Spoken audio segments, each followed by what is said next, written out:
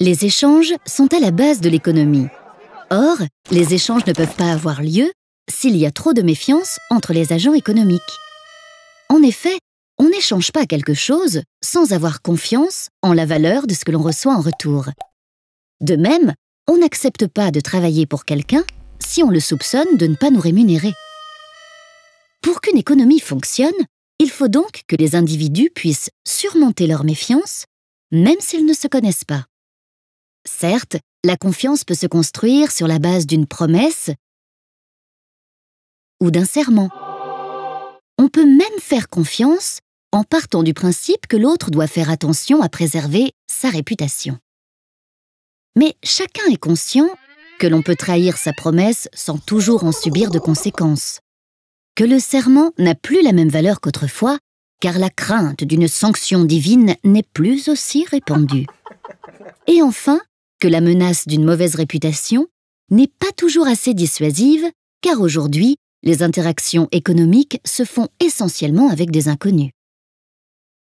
Ces moyens ne suffisent donc pas à bâtir des liens de confiance assez solides pour fonder un système économique viable. C'est pourquoi les sociétés humaines se sont munies d'institutions. Attention, pour un économiste, les institutions ne sont pas seulement des organisations. Ce sont d'abord des règles et des pratiques acceptées par tous, telles que le paiement en monnaie. On accepte d'échanger parce qu'on a confiance en la valeur de la monnaie. Et le respect des obligations dans un contrat de travail, par exemple. On accepte de se subordonner à un employeur parce qu'on a confiance en le fait qu'il va nous rémunérer. On fait généralement confiance à ces institutions sans y penser parce qu'elles font partie de notre vie quotidienne, mais aussi parce qu'on sait qu'elles sont soutenues par des organisations. On compte sur des lois et des tribunaux, comme le Conseil des prud'hommes, pour garantir le respect du contrat de travail et sur les banques pour assurer la stabilité de la monnaie. Par conséquent, un faux pas des institutions, bancaires par exemple, peut engendrer la méfiance, voire la panique, et être à l'origine d'une crise économique.